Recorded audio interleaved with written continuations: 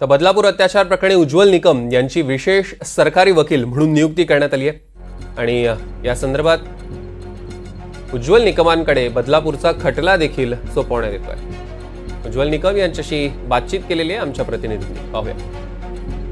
बदलापूर येथे जी घटना घडली त्यानंतर काल आपण बघितलं आक्रोशाचं वातावरण सगळ्या बदलापूरमध्ये पाहायला मिळालं। अक्षरशः 10 तास रेल्वे लोकांनी थांबून ठेवलेल्या होत्या।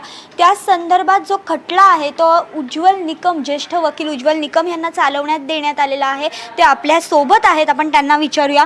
नमस्कार सर, कसं बघता या सगळ्या प्रकरणाकडे? कारण एकंदरीतच जर बघितलं तर 10 तास काल रेल्वे अडवली गेली, दगडफेक झाली या सगळ्या प्रकारात। नेमकं वकील म्हणून तुम्ही याकडे कसं बघता? निश्चित सदरचं प्रकरण अत्यंत गंभीर।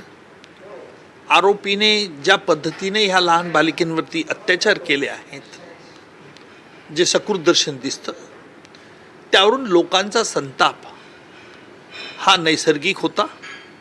महाराष्ट्राच्या इतिहासात 10 तास रेल रोको आंदोलन हे मोठ्या प्रमाणात झालं, परंतु यातून कुठेही राजकारण होता कामा नये। कारण घटना गंभीर होती यात शंका नाही।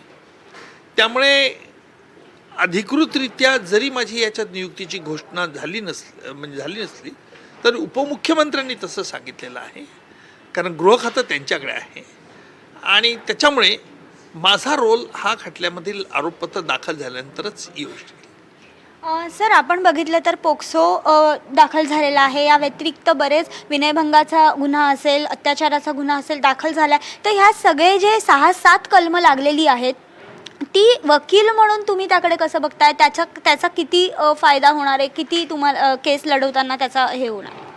काय, जोपर्यंत आरोपपत्र या खटल्यात दाखल होत नाही तोपर्यंत खटल्याच्या गुणवत्तेशी मी काही भाष्य करू शकत नाही।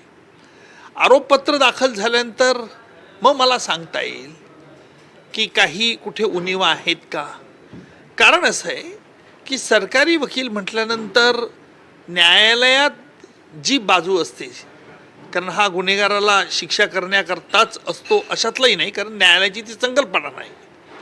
आरोपीला बचावाची संधी पुरेपूर दिली पाहिजे, कारण 26/11च्या दहशतवादी हल्ल्यामध्ये देखील कसाबला मारताना बऱ्याच लोकांनी बघितलं होतं, किंवा मी खटला कसाबचा चालवला असेल, किंवा कोपर्डीचा खटला असेल, किंवा शक्तिमिल गँगरेप केस असेल, किंवा अलिबागचा रेप केस असेल, या सगळ्या खटल्यांमध्ये आरोपींना शिक्षा झालेली आहे आणि त्या दृष्टिकोनातून माझे प्रयत्न राहतील यात शंका नाही। नक्कीच आपल्यासमोर होते ज्येष्ठ वकील उज्ज्वल निकम। त्यांनी सांगितलेलं आहे ज्या वेळेला आरोपपत्र दाखल होईल त्यानंतर त्यांचा रोल सुरू होणार आहे, त्यामुळे नेमकं आरोपीला कशा पद्धतीने शिक्षा होते हे बघणं देखील आता तितकंच महत्त्वाचं ठरणार आहे। व्हिडिओ जर्नलिस्ट गौरवसह भाग्यश्री प्रधान आचार्य, NDTV मराठी, मुंबई।